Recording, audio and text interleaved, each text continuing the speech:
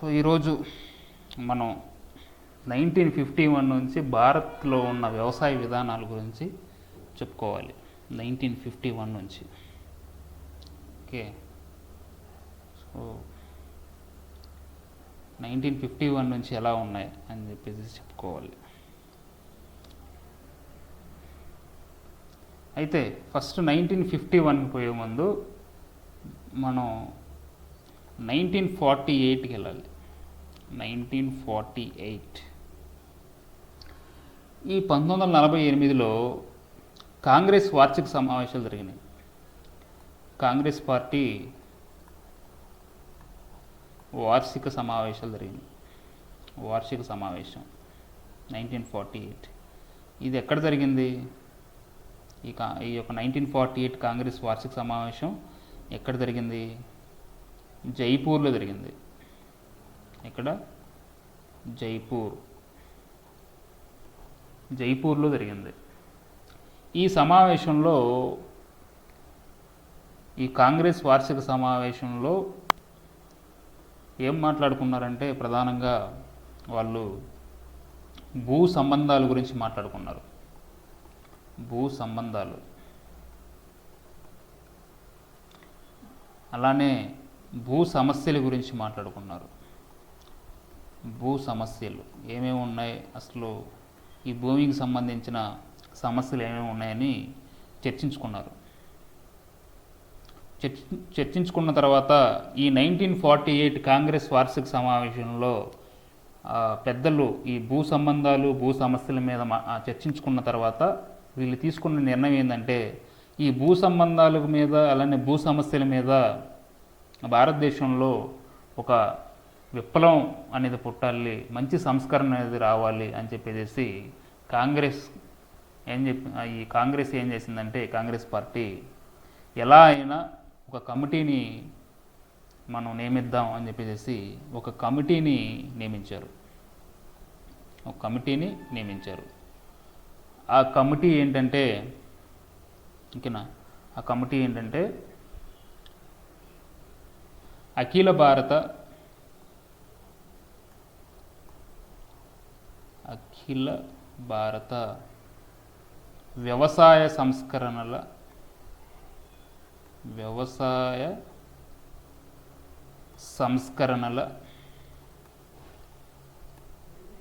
వ్యవసాయ సంస్కరణల కమిటీ. ఇది కమిటీ పేరు ఓకేనా, అఖిల భారత వ్యవసాయ సంస్కరణల కమిటీ. ఇది కమిటీ పేరు ఇది ఓకేనా. సో ఇది ఎప్పుడు ఏర్పడింది?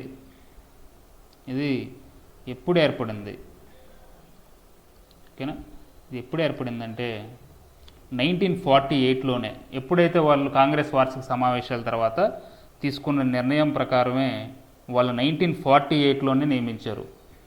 1948లోనే ఈ కమిటీ ఏర్పడింది. 1948 ఓకేనా. దీనికి అధ్యక్షుడెవరు అంటే శ్రీ కుమారప్ప.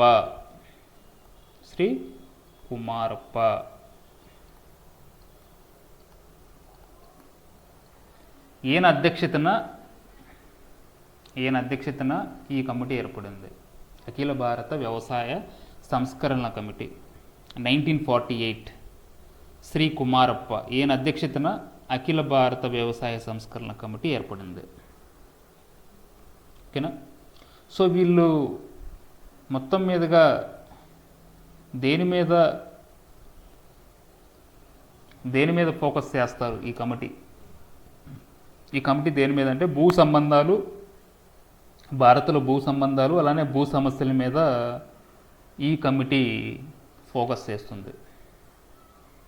చేసి ఈ కుమారప్ప అధ్యయనం చేసి ఓకేనా కాంగ్రెస్ పార్టీకి ఏం చెప్పాడంటే భూ సంబంధాలని పునర్వ్యవస్థీకరించమని చెప్పాడు. భూ సంబంధాలని పునర్వ్యవస్థీకరించండి అని చెప్పేసి చెప్పాడు.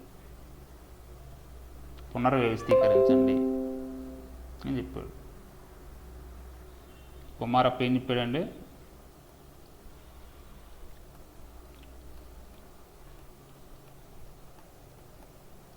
కుమారప్ప ఏం చెప్పాడు? భూ సంబంధాలని పునర్వ్యవస్థీకరించండి అని చెప్పేసి ఒక నివేదిక ఇచ్చాడు.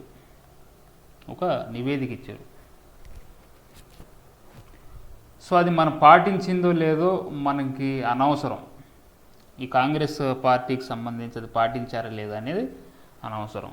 బట్ మిమ్మల్ని ప్రశ్నలో అడిగే, అంటే ఎగ్జామ్లో అడిగే క్వశ్చన్ ఏంటంటే, భారతదేశంలో మొట్టమొదటిసారిగా అది కూడా స్వతంత్ర భారతదేశంలో మొట్టమొదటిసారిగా భూ సంబంధాలు మరియు భూ సమస్య గురించి అధ్యయనం చేయడానికి ఏర్పడిన కమిటీ ఏమిటి అని చెప్పేసి అంటే, మీరు కుమారప్ప కమిటీ అని చెప్పేసి ఆన్సర్ చేయాలి. అలానే ఈ కుమారప్ప కమిటీ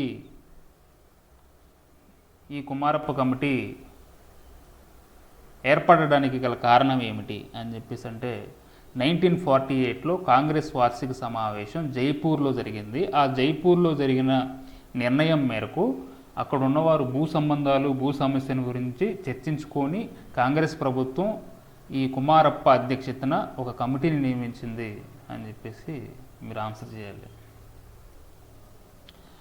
దాని తర్వాత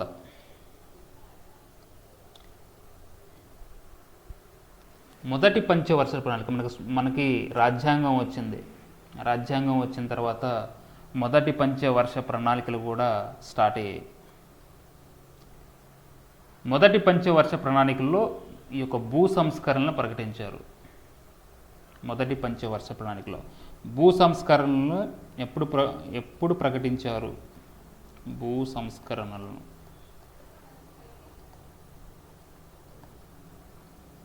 ఇప్పుడు మొదటి పంచవర్ష ప్రణాళికలో మొదటి పంచవర్ష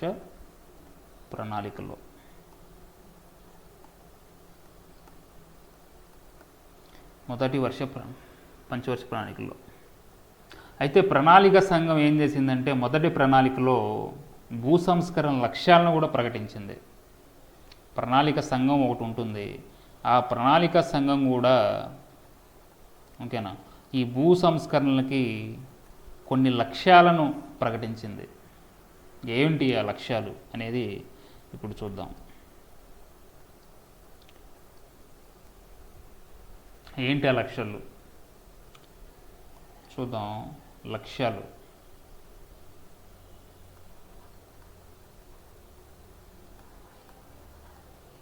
ఏమేంటి ఆ లక్ష్యాలు? రన్నింగ్ నోట్స్ రాసుకోండి, ఓకేనా? మీకు చాలా యూస్ఫుల్ అవుతుంది. రన్నింగ్ నోట్స్ రాసుకోండి. లక్ష్యాలు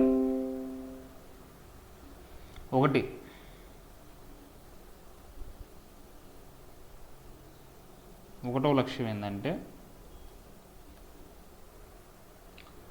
రైతులకి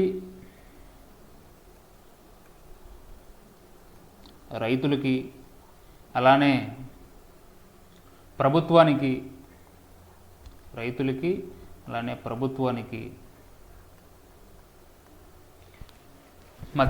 వీళ్ళిద్దరి మధ్య ప్రత్యక్ష బంధం ఉండాలి, ప్రత్యక్ష సంబంధం ఉండాలి. ఎలాంటి సంబంధం ఉండాలి? ప్రత్యక్ష సంబంధం ఉండాలి.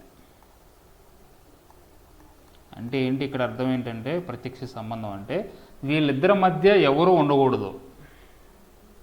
అసలు ఉంటేనే కదా ప్రాబ్లం. నిన్నటి వరకు చెప్పుకుంది అదే కదా, రైతులకి ప్రభుత్వానికి మధ్య దళారులు ఉండకూడదు. మొన్నటి వరకు అంటే స్వాతంత్రం రాకముందు గురించి మనం చెప్పుకున్నాం. ఎవరున్నారు? భూ యజమానులు ఉన్నారు. భూ యజమానులు అంటే జమీందారులు ఉన్నారు.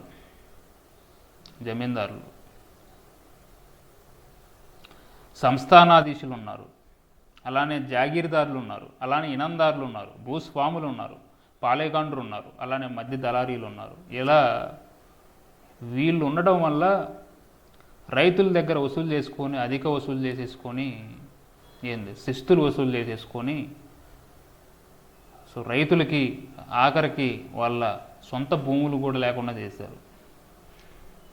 సో అందుకని చెప్పేసి ఈ లక్ష్యాలలో, ఈ భూ సంస్కరణ యొక్క లక్ష్యాలలో మొట్టమొదటి లక్ష్యం ఏంటంటే రైతులకి అలానే ప్రభుత్వానికి మధ్య ప్రత్యక్ష సంబంధం ఉండాలి. అంటే ఎవరు ఉండకూడదు వీళ్ళ మధ్య. రైతులు వాళ్ళ పన్ను కట్టాలంటే నేరుగా ప్రభుత్వానికే కట్టాలి. ఇంకా మధ్య దళారీలు ఎవరూ ఉండకూడదు. ఓకేనా. తర్వాత మనకి రెండో పాయింట్ ఏంటంటే, దున్నేవాడికే భూమి.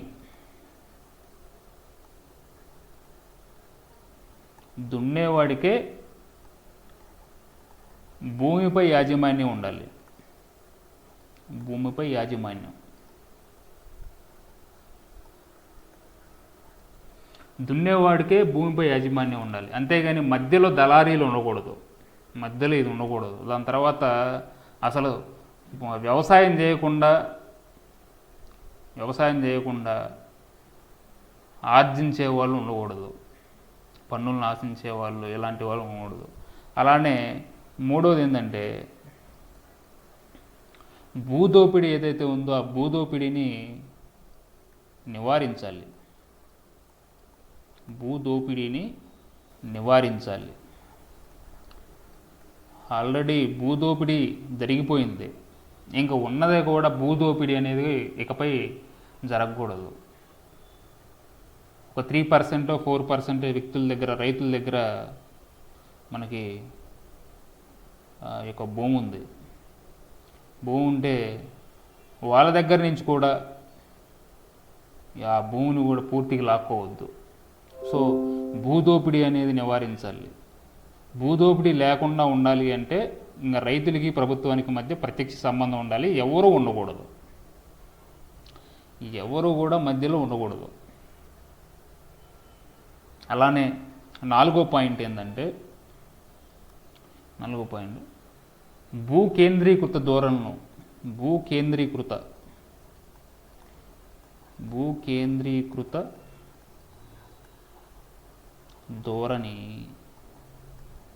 ధోరణులను తగ్గించాలి. ఆటోమేటిక్గా ఈ రైతులకి ప్రభుత్వానికి మధ్య ఎవరు లేకుండా ఉన్నా కానీ, అలానే ఒక్కొక్క జమీన్ ఒక 1000 ఎకరాలు 2000 ఎకరాలు ఉండేది అప్పుడు. అంటే ఒకటి దగ్గరే ఉండేది, వాడు కౌలుకి ఇచ్చుకుంటేవాడు. ఇలా ఒకటి దగ్గరే భూ కేంద్రీకృతం అవడాన్ని, ఒకటి దగ్గరే ఈ భూమి అనేది కేంద్రీకృతంగా అక్కడే వాడి దగ్గరే ఉండడాన్ని అనేది తగ్గించాలి. సామాన్యంగా అది ఎవరెవరికి పంచిపెట్టాలంటే రైతులకి పంచిపెట్టాలి.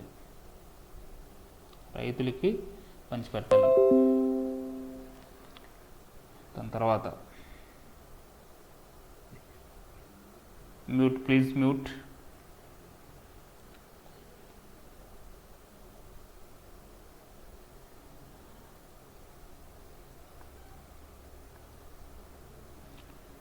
నెక్స్ట్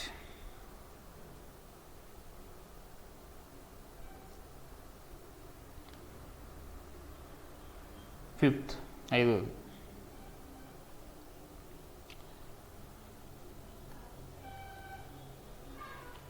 వ్యవసాయ ఉత్పాదకతను పెంచాలి. వ్యవసాయ ఉత్పాదకత అంటే ఏంటి? మనం ఫస్ట్ డెఫినేషన్ చెప్పుకున్నాం. డెఫినేషన్స్. ఉత్పాదకత అంటే ఏంటి? వ్యవసాయ ఉత్పాదకత అంటే దిగుబడి. ఈ దిగుబడిని ఏం చేయాలి? పెంచాలి.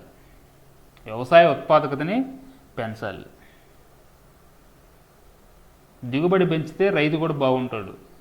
రైతు సస్యశ్యామలంగా, హెల్దీగా, వెల్దీగా, అన్ని రకాలుగా బాగుంటాడు. సో భూ సంస్కరణలో ఒక లక్ష్యం కూడా వ్యవసాయ ఉత్పాదకత ఉంది. అలానే వ్యవసాయ రంగాన్ని అభివృద్ధి చేయాలి. వ్యవసాయ రంగాన్ని, ఓకేనా, నేనేం చెప్తున్నాను ఇక్కడ, వ్యవసాయ రంగాన్ని అభివృద్ధి చేయాలి. వ్యవసాయ రంగం అంటే ఏమొస్తాయి? పాడి పంటలు వస్తాయి, అలానే చేపలు పట్టడం వస్తుంది, అలానే అటవీ ఉత్పత్తులు సేకరించుకోవడం వస్తుంది, పశువులను పెంచుకోవడం, ఇవన్నీ వస్తాయి, పిసికల్చర్ అన్నీ వస్తాయి. సో వ్యవసాయ రంగాన్ని అభివృద్ధి చేయాలి. అలానే మనకి నెక్స్ట్ పాయింట్ ఏంటంటే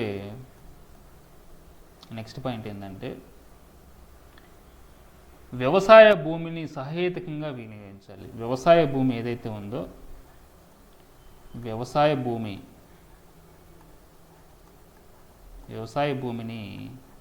సహేతుకంగా అంటే అంతా వాడుకోవాలి. వ్యవసాయ భూమిని వినియోగించాలి, వ్యవసాయం కోసమే వినియోగించాలి వ్యవసాయ భూమిని. దీనిలో సహేతుకంగా అంటే వ్యవసాయ భూమిని సహేతుకంగా అంటే కౌలుదారులు ఉంటే కౌలుదారులకు ఇవ్వాలి, నువ్వు చేసుకోకపోతే కౌలుకి ఇవ్వాలి దాన్ని, ఇంకేనా. కౌలు భద్రత కల్పించాలి, కౌలు భద్రత సంస్కరించాలి, యాజమాన్య హక్కులు కల్పించాలి. ఇలా వ్యవసాయ భూమిని సహేతుకంగా వినియోగించుకోవాలి, ఓకేనా. ఇది దీని యొక్క లక్ష్యాలు. భూ సంస్కరణకి ప్రధాన లక్ష్యం ఏంటంటే, మొదట చెప్పేది చూసారా, రైతులకి ప్రభుత్వానికి మధ్య ప్రత్యక్ష సంబంధం ఉండాలి. అది ప్రధాన లక్ష్యం. అది ఫస్ట్ అయితేనే ఇవన్నీ అవుతాయి, ఓకేనా. దీని తర్వాత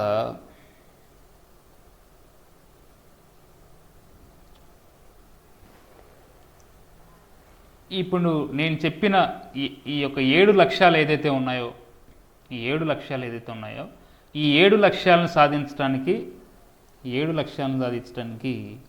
5 పద్ధతుల్ని పాటించాలి. ఈ 7 లక్ష్యాలని పాటించడానికి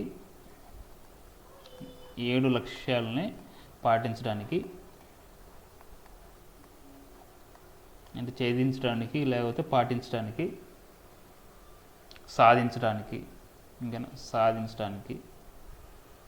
5 పద్ధతులు మనం పాటించాల్సి ఉంటుంది.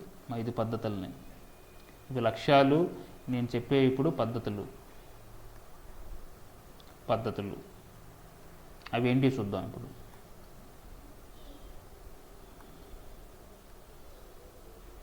అవేంటి అంటే, ఒకటి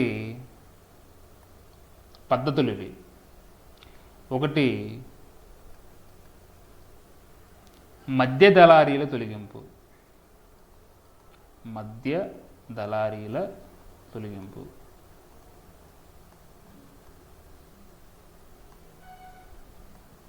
మధ్య దళారీలను తొలగించాలి. మధ్య దళారీలు అంటే ఎవరో మనకి ఆల్రెడీ చూసాం, భూస్వాములు, జాగీర్దారులు, జమీందారులు, ఇనాందారులు, సంస్థానాధీశులు, పాలేగాండ్రు, వీళ్ళు మధ్యదళారీలుగా ఉన్నారు. వీళ్ళని తొలగించాలి. వీళ్ళని తొలగించిందే మనకి అసలు రీఫార్మ్ జరగదు. అలానే రెండోది ఏంటంటే కౌలు సంస్కరణలు.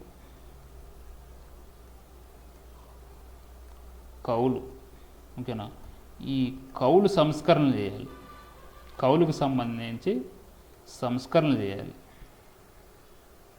అలానే మూడోది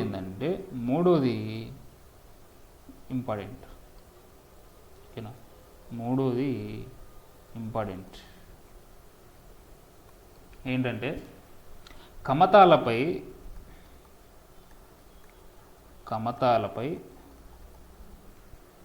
గరిష్ట పరిమితి చట్టం చేయించాలి. గరిష్ట పరిమితి చట్టం.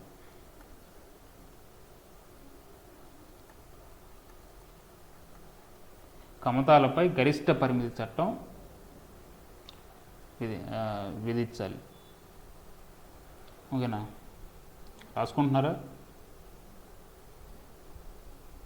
కమతాలపై గరిష్ట పరిమితి చట్టం అనేది వినియోగించాలి. దాని తర్వాత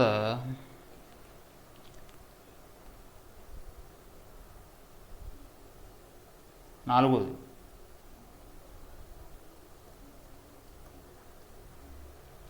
ఏంటంటే కమతాల సమీకరణ.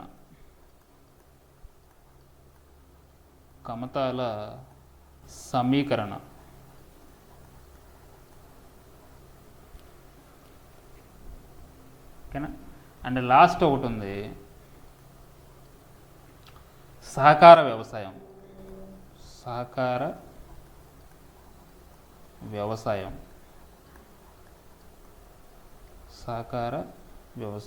ఇది కూడా ఇంపార్టెంటే. సహకార వ్యవసాయం, కమతాలపై గరిష్ట పరిమితి చట్టం, అలానే సహకార వ్యవసాయం, కమతాల సమీకరణ అన్నీ కూడా ఇంపార్టెంటే. అన్నీ కూడా వీటి గురించి మనం ఈరోజు క్లాస్ చెప్పుకోవాలి. ఫస్ట్ దేని గురించి చెప్పుకోవాలి? మధ్య దళారీల తొలగింపు గురించి చెప్పుకోవాలి.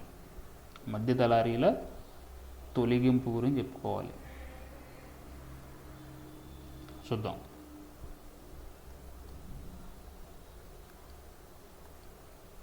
మధ్య దళారీల తొలగింపు అయితే మధ్య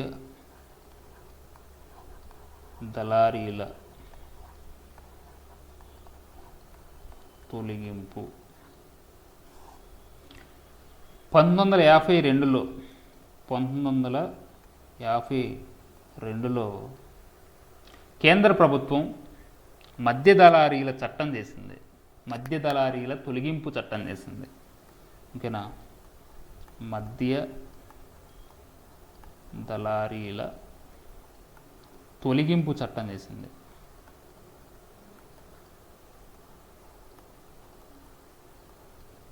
ఎప్పుడు మధ్య దళారీల తొలగింపు చట్టం చేసింది? 1952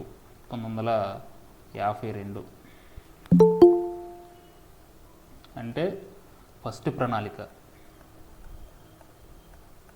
అనేది గుర్తుంచుకోండి. ఫస్ట్ ప్రణాళిక, మొదటి ప్రణాళిక.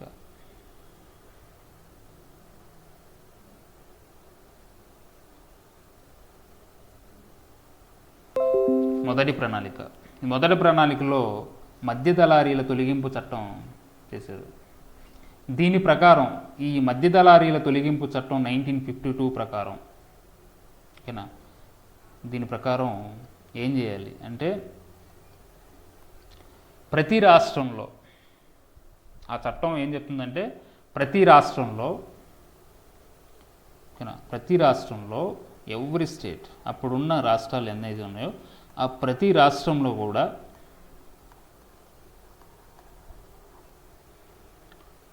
మధ్య దళారీలని తొలగించాలి.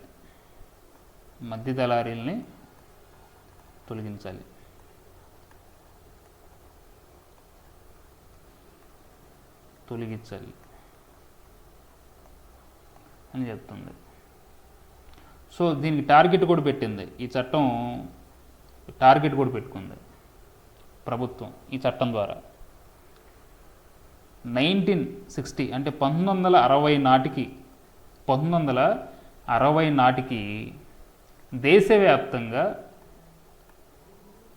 దేశవ్యాప్తంగా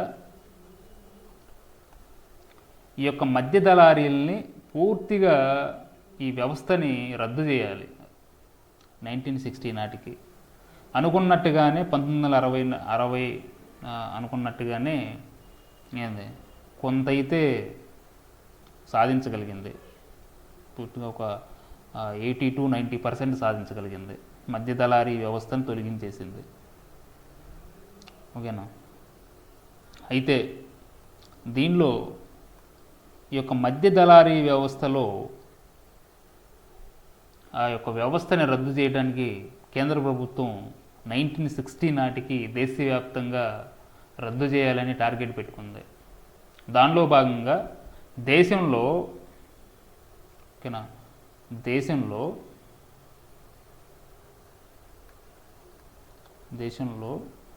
మొట్టమొదటిసారిగా, చాలా ఇంపార్టెంట్,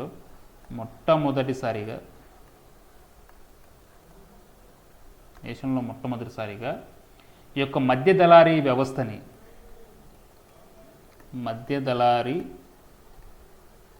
వ్యవస్థని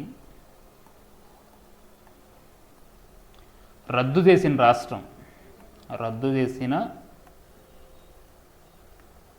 రాష్ట్రం చెప్తారు ఎవరైనా? ఏ రాష్ట్రం రద్దు చేసిందో?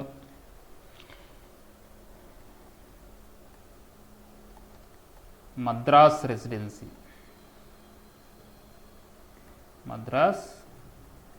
ప్రెసిడెన్సీ. ఎప్పుడంటే 1948,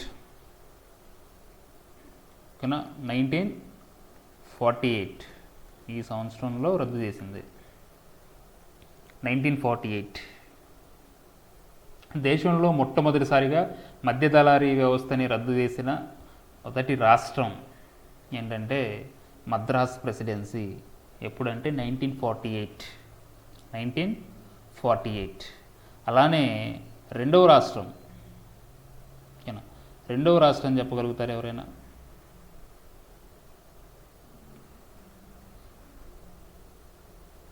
రెండవ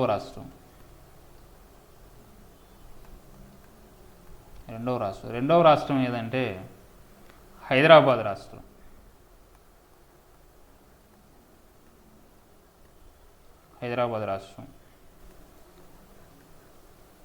1949. ఎప్పుడు? 1949, 1949లో 1949. ఓకే, 1949. తర్వాత మధ్య దళారీ వ్యవస్థని అసలు పూర్తిగా రద్దు చేసింది. మొదటిసారిగా రద్దు చేసిన రాష్ట్రం ఏమో 1948, అది మొదలుపెట్టింది. అండ్ తర్వాత రెండవదేమో 1949. దీనిలో మొట్టమొదటిసారిగా అసలు పూర్తిగా రద్దు చేసిన రాష్ట్రం అంటే అక్కడ 100% లేదు, ఇంకేనా, ఏంటంటే పూర్తిగా రద్దు చేసిన రాష్ట్రం ఏదంటే పశ్చిమ బెంగాల్.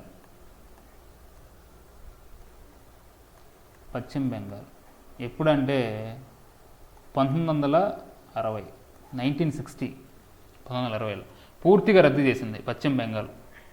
1960 నాటికి 1960. ఇది మధ్య దళారీ వ్యవస్థ సంబంధించి. ఇక్కడ మనకి ప్రధానంగా చాలా ప్రశ్నలు ఉంటాయి. మధ్య దళారీ వ్యవస్థ, ఇంకేనా, ఈ మధ్య దళారీ వ్యవస్థకు సంబంధించి కేంద్ర ప్రభుత్వం మధ్య దళారీల తొలగింపు చట్టం ఎప్పుడు చేసింది అని అడుగుతాడు. ఎప్పుడంటే 1952, ఓకేనా, మొదటి ప్రణాళికలో. దాని తర్వాత ఈ యొక్క లక్ష్యం ఏంటంటే 1960 నాటికి దేశవ్యాప్తంగా మధ్య దళారీల వ్యవస్థను రద్దు చేయాలని చెప్పేసి. దేశంలో మొట్టమొదటిసారిగా మధ్య దళారీ వ్యవస్థని రద్దు చేసిన రాష్ట్రం ఏదంటే మద్రాస్ ప్రెసిడెన్సీ. ఎప్పుడు? 1948. తర్వాత రెండవ రాష్ట్రం ఏదంటే హైదరాబాద్ రాష్ట్రం. ఎప్పుడంటే 1949. దాని తర్వాత మధ్య దళారీ వ్యవస్థను పూర్తిగా రద్దు చేసిన రాష్ట్రం ఏంటంటే పశ్చిమ బెంగాల్, 1960, 1960. తర్వాత మనం రెండో పాయింట్కి వెళ్దాం. రెండో పాయింట్ ఏముంది? కౌలు సంస్కరణలో మనకి యొక్క ఆ లక్ష్యాలను ఛేదించడానికి 5 పద్ధతులు అని చెప్పేసి అనుకున్నాం కదా. రెండోది ఏంది? కౌలు సంస్కరణలో. ఈ కౌలు సంస్కరణ కూడా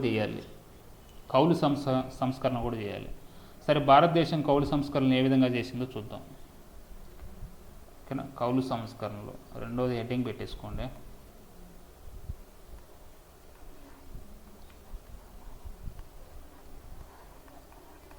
కౌలు సంస్కరణలు. ఈ కౌలు సంస్కరణలు చేయడానికి భారత ప్రభుత్వం ఒక చట్టాన్ని చేసింది. అది ఎప్పుడు చేసిందంటే 1952లో 1952లో కౌలు భద్రతా చట్టం చేసింది. కౌలు భద్రతా చట్టం. కౌలు భద్రతా చట్టం. ఈ కౌలు భద్రతా చట్టం అనేది దీని ద్వారా మనకి ప్రధానంగా ఏమేమి ఉంటాయి అంటే, దానిలో ఆ చట్టంలో ఏమేమి ఉన్నాయంటే, దీని ద్వారా కౌలు భద్రతని కల్పించారు. దీని ద్వారా ప్రధానంగా కౌలు భద్రతని కల్పించారు.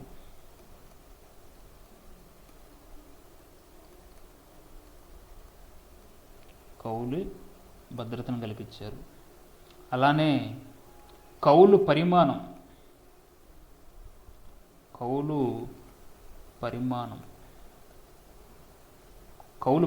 అనేది నిర్ణయించారు. అంటే కౌలు ఎలా ఉండాలి, ఏంటి, దాని పరిమాణం ఏంటి, ఈ కౌలు పరిమాణం కూడా నిర్ణయించారు.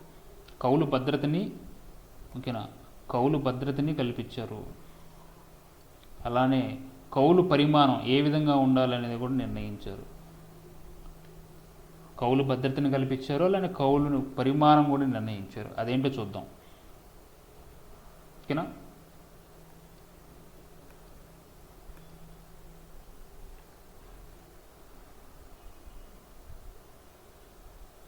1950కి పూర్వం, అంటే మనకి రాజ్యాంగం ఏర్పడక పూర్వం మనకు ప్రధానంగా కౌలుదారులు ఇవన్నీ ఎలా ఉంటాయి ఏంటి అంటే, ఎవరైతే నిరంతరంగా రైతులు 6 సంవత్సరాలు కౌలు చేసిన వాళ్ళని జరాయితీ హక్కు కౌలుదారులు అనేవాళ్ళు.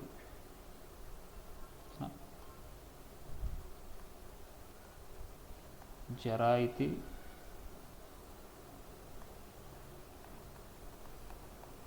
హక్కు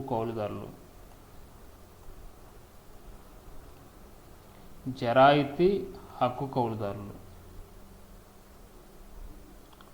వీళ్ళు ఏంటంటే 6 సంవత్సరాలు నిరంతరంగా కౌలు చేసిన వాళ్ళు. 6 ఇయర్స్ నిరంతరాయంగా, అంటే కంటిన్యూస్గా 6 ఇయర్స్ ఎవరైతే నిరంతరాయంగా కంటిన్యూస్గా చేశారో వాళ్ళని ఏమనేవాళ్ళు, జరాయితీ హక్కు కౌలుదారులు అని చెప్పేసి అనేవాళ్ళు. వీళ్ళకే ఇంకొక పేరు కూడా ఉంది. వీళ్ళకే ఏం పేరు అంటే అది శాశ్వత కౌలుదారులు అని చెప్పేసి అంటారు. శాశ్వత కౌలుదారులు అంటారు వీళ్ళని. జరాయితీ హక్కు కౌలుదారులు 6 ఇయర్స్ నిరంతరాయంగా కౌలు చేస్తే వాళ్ళని జరాయితీ హక్కు కౌలుదారులు అని చెప్పేసి అనేవాళ్ళు. వీళ్ళని ఇంకా ఏమైనా పిలిచేవాళ్ళు అంటే మరొక పేరు శాశ్వత కౌలుదారులు అని చెప్పేసి అనేవాళ్ళు. వీళ్ళకి కౌలు భద్రత కల్పించారు.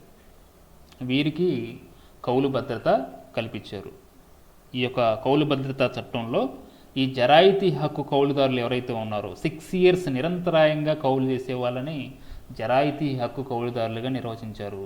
వీళ్ళనే ఇంకొక ఏమంటారంటే శాశ్వత కౌలుదారులు అంటారు. ఈ కౌలు భద్రతా చట్టం 1952 ప్రకారం వీళ్ళకి కౌలు భద్రత కల్పించారు. ఓకేనా, అంటే ఈ శాశ్వత కౌలుదారుడు ఎవరైతే ఉన్నారో, అంటే ఈ జరాయితీ హక్కు కౌలుదారుడు ఎవరైతే ఉన్నారో వాళ్ళు కొంత భూమిని వాళ్ళు తీసుకున్న కొంత భూమిని ఉప కౌలుకి కూడా ఇవ్వచ్చు. ఉప కౌలుకి ఇవ్వచ్చు.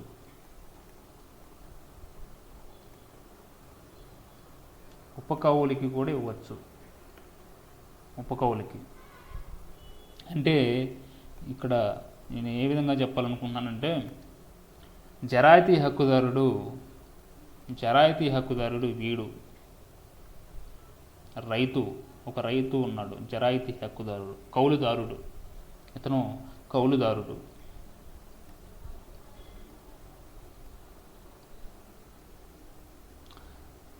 అయితే ఇక్కడ భూస్వామి ఉన్నాడు.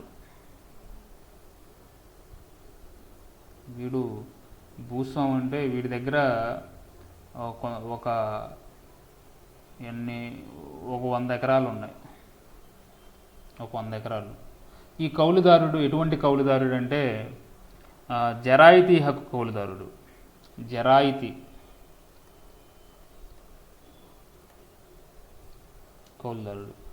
ఈ యొక్క భూ యజమాని, వీడు భూ యజమాని. ఇతని దగ్గర నుంచి ఒక 5 ఎకరాలు, ఒక 10 ఎకరాలు, ఇంకనా ఒక 10 ఎకరాలు కౌలుకు తీసుకుంటున్నాడు.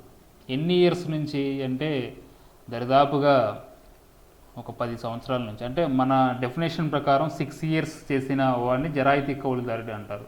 కాబట్టి 6 ఇయర్స్ నుంచి కూడా కంటిన్యూస్గా 10 ఎకరాలు తీసుకుంటున్నాడు, కంటిన్యూస్గా. అయితే ఈ 10 ఎకరాలు వీడు తీసేసుకున్నాడు. 10 ఎకరాలు కూడా ఒక 6 ఇయర్స్ నుంచి, అంటే 6 ఏళ్ళ నుంచి కౌలు చేసుకుంటూ ఉన్నాడు. అయితే వీడు ఒక సంవత్సరం ఏం చేశాడంటే, ఈ 10 ఎకరాలు నేను చేసుకోలేను, నా కొంచెం వయసు అయిపోతుంది అండ్ నా బాడీ కూడా సహకరించట్లేదు అని చెప్పేసి ఏం చేశాడంటే, వీడితోటి కాంటాక్ట్ అవ్వకుండా ఈ 10 ఎకరాల్లో నుంచి ఒక 2 ఎకరాలు వీడి కింద ఇంకొకడు ఉన్నాడు. వీడెవరంటే ఉప కౌలుదారుడు.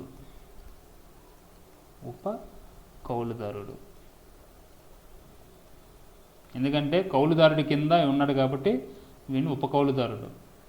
వీడికి ఇతను 2 ఎకరాలు నువ్వు చేసుకోరా అని చెప్పేసి 2 ఎకరాలు ఇచ్చాడు. ఇంకేనా? ఈ యొక్క కౌలు భద్రతా చట్టం 1952 ప్రకారం ఈ విధంగా స్ట్రక్చర్ ఉంటుంది. ఎందుకంటే అది వరకు కౌలు ఈ విధంగా ఇచ్చేవాళ్ళు కాదు.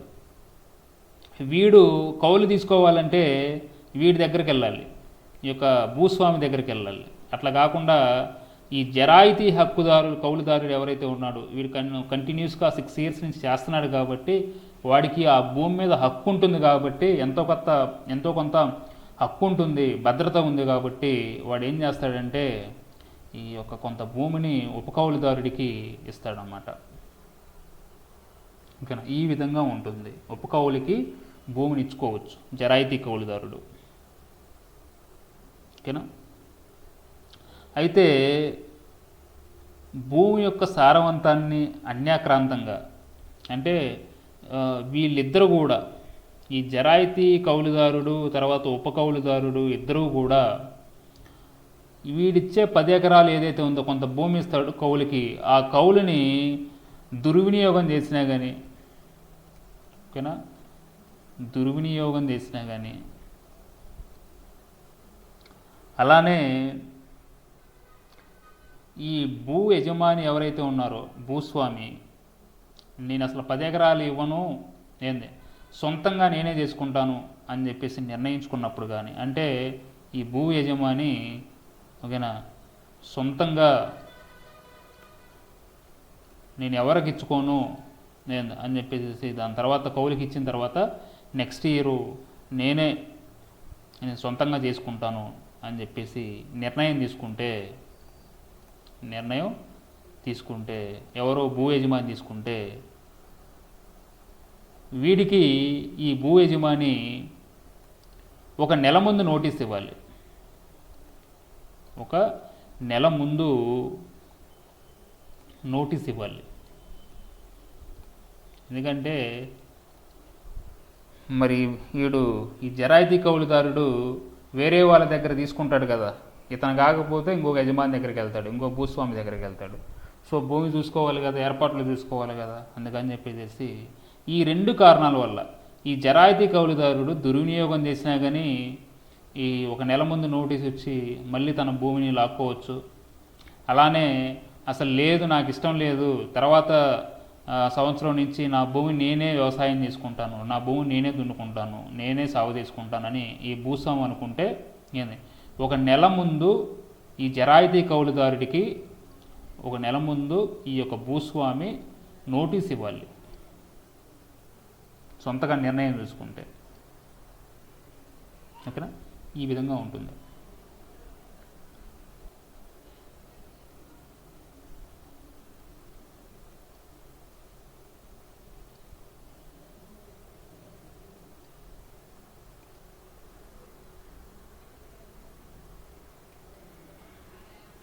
అండ్ తర్వాత ఇంకో కౌలుదారుడు ఎవరంటే నేను చెప్పేది జరాయితీ హక్కు లేని కౌలుదారు. జరాయితీ హక్కు లేని కౌలుదారు.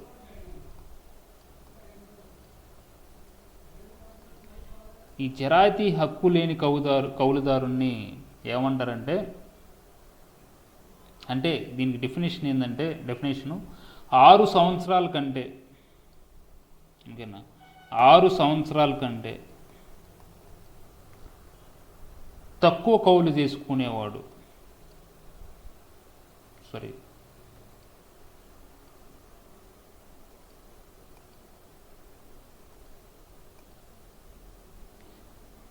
ఇది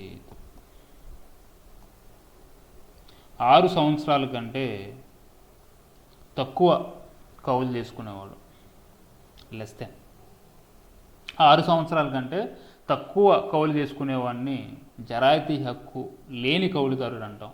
ఇతన్ని ఇంకా ఏ విధంగా మెన్షన్ చేస్తామంటే తాత్కాలిక కౌలు రైతు అంటాం.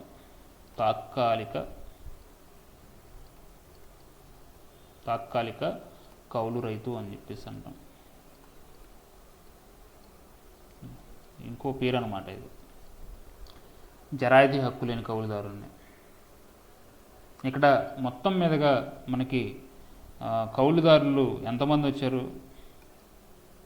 అంటే స్ట్రక్చరు, అసలు కౌలు వ్యవస్థ, కౌలుదారులు ఎంతమంది ఉన్నారు అని చెప్పి చూస్తే మనకు 3 ఉన్నారు కౌలుదారులు.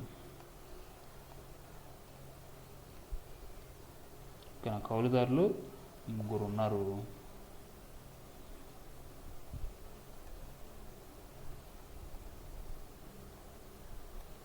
ఒకటి ఎవరు,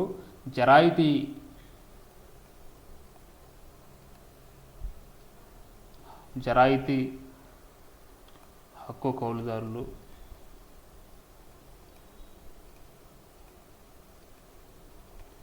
అలానే ఇక్కడ ఉపకౌలుదారుడు,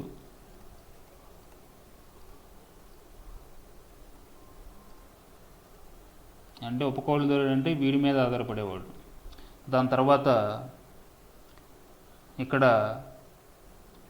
జరాయితీ హక్కు లేని కౌలుదారుడు, జరాయితీ హక్కు లేని, ఇతన్ని శాశ్వత హక్కు కౌలుదారుడు అంటారు. ఇతన్ని తాత్కాలిక కౌలుదారుడు అని చెప్పేసి నిర్వచిస్తాం. ఇలా కౌలుదారులు ఈ విధంగా ఉంటారు.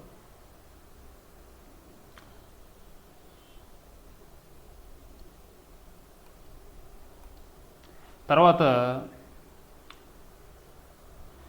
ఈ యొక్క తాత్కాలిక కౌలు రైతులు ఎవరైతే ఉన్నారో వాళ్ళకి నోటీసులు ఇవ్వాల్సిన అవసరం లేదు. భూ యజమాని నోటీసులు ఇవ్వాల్సిన అవసరం లేదు. మీరు ఇందాక రాసుకున్నారు కదా, అది ఓన్లీ శాశ్వత హక్కుదారుడికే ఇస్తాడు. ఓకేనా, శాశ్వత హక్కుదారుడికే ఇస్తారు.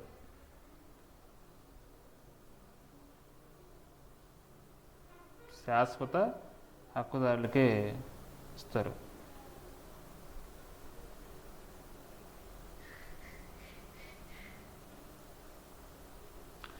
వీళ్ళకి ఎవరైతే తాత్కాలిక కౌలు రైతులకు ఉన్నారో వాళ్ళకి నోటీసులు ఇవ్వాల్సిన అవసరం లేదు. సో ఇంకొకటి ఏంటంటే మనకి ఈ చట్టంలో ఇంకా ఏం రాసి ఉందంటే పండిన పంట ఆధారంగానే కౌలు ధర నిర్ణయిస్తారు. పండిన పంట ఆధారంగానే ఎంతైతే పండిన పంట ఉందో ఆ పంట ఆధారంగానే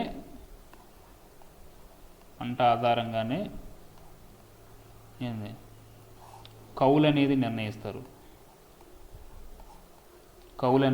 నిర్ణయిస్తారు. అంటే దీన్ని నిన్న ఏమని చెప్పుకున్నాం, పంట ఆధారంగా కౌలు నిర్ణయిస్తే ఏమనుకున్నాం మనం బెతాయి అని చెప్పేసి అనుకున్నాం. ఇది పండిన పంట ఆధారంగా కౌలు అని చెప్పేసి అంటే అట్లా కాకుండా ల్యాండ్ ఆధారంగా అంటే భూమి ఆధారంగా ఒక ఎకరోను బట్టి లేకపోతే ఒక ప్రాంతాన్ని బట్టి పంట ఆధారంగా కాకుండా ఒక ఎకరోను బట్టి కౌలు నిర్ణయిస్తే దాన్ని గల్లా మక్తియా అని చెప్పేసి అంటాం. అయితే మనకి ఈ యొక్క కౌలు భద్రతా చట్టం 1952లో ఏమని రాస్తుందంటే కౌలు ధరని ఎలా నిర్ణయిస్తారంటే పంట ఆధారంగా నిర్ణయిస్తారు. ఓకేనా. పండిన పంటలో 1/4 లేదా 1/5 లేదా 1/6 ఈ వంతు వసూలు చేయాలి అని చెప్పేసి ఆ చట్టంలో ఉంది. 1/4, 1/5, 1/6 అనేది ఆ చట్టంలో ఉంది. అట్లా కాకుండా ఒక రైతు ఓన్లీ ఏమేస్తాడు, ఇది వరి వేస్తాడా, వరినే లేకపోతే మిరప లేకపోతే ఏమంటారు పత్తి ఇలాంటివి వేస్తాడా, ఇంకా మిగతా వేయడా అంటే పంట సాయం అంటే ఫలసాయం అనేవి కూడా ఉంటాయి కౌలు భూముల్లో. ఫలసాయం లైక్ ఇప్పుడు జీడి మామిడి ఉంది, ఓకేనా, జీడి మామిడి, అలానే పనసకాయలు ఉన్నాయి, అలానే జామ, ఇలాంటి వీటిని ఏమంటారంటే ఫలసాయం. మామూలుగా అయితే మనం వ్యవసాయం అంటాం కదా, వీటిని ఫలాలు కాబట్టి ఫలసాయం అంటాం. ఫలాలు పండిస్తున్నారు కాబట్టి ఫలసాయం అంటాం.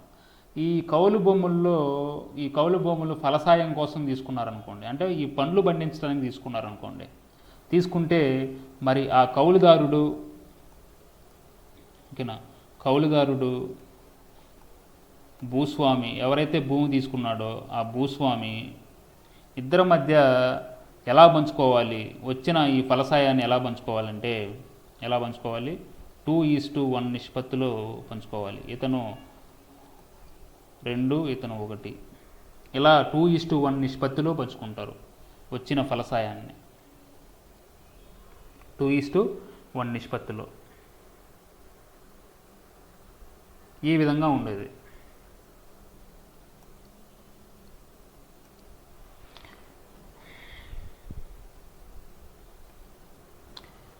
దీని తర్వాత ఇనాందారులు అని చెప్పేసి నెక్స్ట్ మనకి పాయింట్ ఏంటంటే కమతాలపై గరిష్ట పరిమితి చట్టాలు చేయాలంటే ఫస్ట్ ఇక్కడ కొంత మ్యాటర్ మాట్లాడుకోవాలి. ఇనాందారులు నిన్న చెప్పుకున్నాం. ఇనాందారులు ఎవరైతే ఉన్నారో ఇనాం భూములు అంటారు. ఇనాం భూములు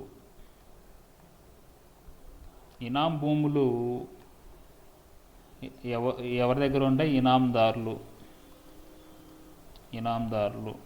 ఇనాం భూములు అంటే మత సంబంధమైన భూములు అని, మత సంబంధ భూములు అని చెప్పేసి, ఓకేనా. అంటే ఇవి ఎలా ఉండేదంటే ఎలా ఉండేదంటే మేజర్ కంట్రీగా అని చెప్పేసి అంటారు. మేజర్ కంట్రీగా. ఇప్పుడు మనం నెల్లూరు పోతే ఆ కంట్రీగా ఈ కంట్రీగా అని చెప్పేసి పేర్లు ఉంటాయి కదా, ఓకేనా, అలా మేజర్ కంట్రీగా అని చెప్పేసి. మేజర్ కంట్రీగా అని ఎట్లా పేరు అంటే దీన్ని ఏమంటారంటే పురోహిత అంటే బ్రాహ్మణులు, ఓకేనా, పురోహిత అంటే బ్రాహ్మణులు. ఈ బ్రాహ్మణులకు ఈ వర్గానికి ఇచ్చే ఇనాం ఏమంటారు, ఇనాంని ఏమంటారంటే ఈ యొక్క మత సంబంధమైన భూమిని ఏమంటారంటే, అంటే ఎవరిస్తారు, ప్రభుత్వం ఇస్తుంది. అప్పుడున్న బ్రిటిష్ ప్రభుత్వాలు ఇచ్చాయి. దాన్ని మేజర్ కంట్రీగా అని చెప్పేసి అంటారు. అంటే పురోహిత బ్రాహ్మణుల వర్గానికి ఇచ్చే ఇనాంని ఏమంటారంటే మేజర్ కంట్రీగా అనేవాళ్ళు. వీళ్ళు ఏం చేస్తారు, ఈ పురోహితులు ఏం చేస్తారు, యజ్ఞ యాగాదులు చేస్తారు, ప్రభుత్వానికి యజ్ఞ యాగాదులు చేస్తారు, ఓకేనా. అలానే వివాహాలు చేస్తారు. ఇవి చేసినందుకు వీళ్ళకి ప్రతిఫలంగా ఈ మేజర్ కంట్రీగా అనే ఇనాం భూములు ఇచ్చేవాళ్ళు. ఓకేనా, ఇనాం భూములు ఇచ్చేవాళ్ళు. వీటిని మేజర్ కంట్రీగా అని చెప్పేసి అంటారు. ఓకేనా. అలానే ఈ ఇనాం భూములు ప్రాంతాన్ని బట్టి ఒక్కో రకంగా ఉంటాయి. వీటిని మనకు అచ్చమైన కోస్తా ఆంధ్రాలో ఏమంటారు, కోస్తా ఆంధ్రాలో ఏమంటారంటే వీటిని అగ్రహారాలు అంటారు. బ్రాహ్మణులకు ఇచ్చే భూములు అగ్రహారాలు అంటారు. ఈ ఇనాం భూముల్ని అగ్రహారాలు అంటారు, ఓకేనా. అలానే రాయలసీమలో, మీలో చాలామంది రాయలసీమ బిడ్డలు చాలామంది ఉన్నారు. రాయలసీమలో స్తోత్రియ భూములు అంటారు. స్తోత్రియ భూములు ఇవేంటి, ఇనాం భూములు ఇవన్నీ. కోస్తాంధ్రలో అగ్రహారాలు ఎవరికి ఇచ్చేవాళ్ళు, బ్రాహ్మణులకు ఇచ్చేవాళ్ళు. అలానే రాయలసీమలో స్తోత్రియ భూములు, ఇవి కూడా ఎవరికి ఇచ్చేవాళ్ళు, బ్రాహ్మణులకే ఇచ్చేవాళ్ళు, ఇంకా బ్రాహ్మణులకి ఇచ్చేవాళ్ళు. ఈ స్తోత్రియ భూములు బ్రాహ్మణులకి ఇచ్చేవాళ్ళు. అలానే అగ్రహారాలు కూడా వాళ్ళకి ఇచ్చేవాళ్ళు, ఓకేనా.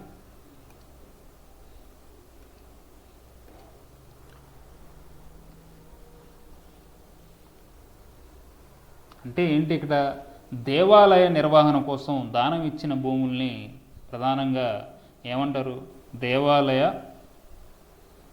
దేవాలయాల నిర్వహణ కోసం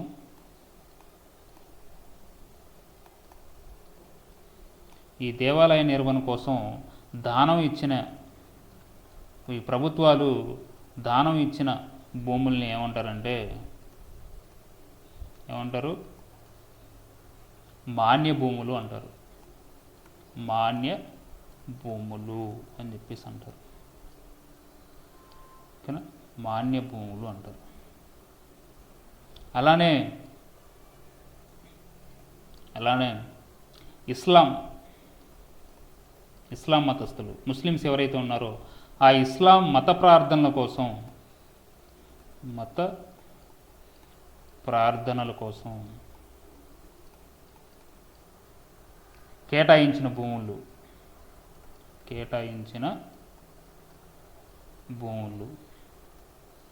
అంటే ఇప్పుడు మసీదులు ఉంటాయి, మసీదులు. సో ఈ మసీదుల నిర్వహణ కోసం అంటే మరి దేవాలయ నిర్వహణ కోసం దానిలో ఉన్న పురోహితులు ఉంటారు, వాళ్ళకి నెల ఇవ్వాలి. దానికి ఎలా అంటే మాన్య భూములు ఉంటాయి, మాన్య భూముల మీద కౌలుకి ఇచ్చేవాళ్ళు. ఆ కౌలు నుంచి కొంత పరిహారం ఉండేది. అలానే దేవాలయం నిర్వహణ మొత్తం కూడా పూజ సామాగ్రి నుంచి మొత్తం మీదుగా ఏదైనా డబ్బులు కావాలంటే ఈ మాన్య భూములు ఏదైతే ఉన్నాయో మాన్య భూముల మీద వచ్చే కౌలు ఎంతైతే ఉందో ఆ మాన్య భూములు కౌలు కూడా ఎలా ఇస్తారంటే ఆ ఊర్లో ఉన్న సామాన్య ప్రజానికి ఎవరో ఒకరికి ఇస్తారు. ఇచ్చినప్పుడు ఆ రైతు అనేవాడు సంవత్సరం కొంత ఇచ్చేవాడు. దాంతో ఈ దేవాలయ నిర్వహణ అయ్యేది. అలానే ఇస్లాం మత ప్రార్థనల కోసం కేటాయించిన భూములు ఏమనేవాళ్ళంటే వక్ఫ్ భూములు అని చెప్పేసి అనేవాళ్ళు. వక్ఫ్ భూములు. ఇంకేనా? అలానే మనకి క్రైస్తవులు కూడా ఉన్నారు. క్రైస్తవ మత ప్రార్థనల కోసం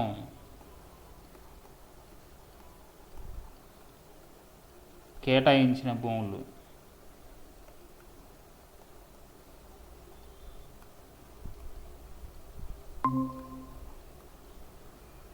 ఏమంటారంటే దాన్ని మిషనరీ భూములు.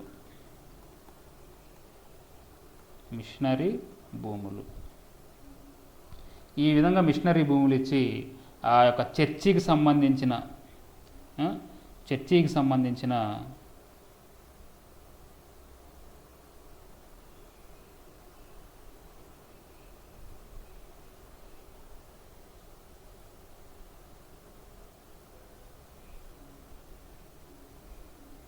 ఏమైనా కనిపిస్తుందా మీకు?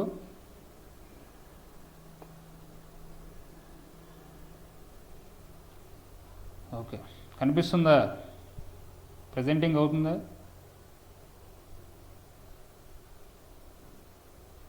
ఓకే. మిషనరీ భూములు. ఈ మిషనరీ భూములు ఉండేవి. ఇలా హిందూ, ఇస్లాం, క్రైస్తవ మత ప్రార్థనల కోసం కేటాయించబడిన భూములు 3 కలిపి కూడా దేవాదాయ ధర్మాదాయ ఇనాములు అని చెప్పేసి అంటారు. ఇంకేనా?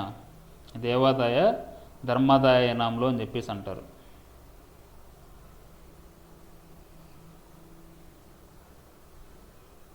ప్రెజెంటింగ్ అవుతుందా? కనిపిస్తుందా మీకు?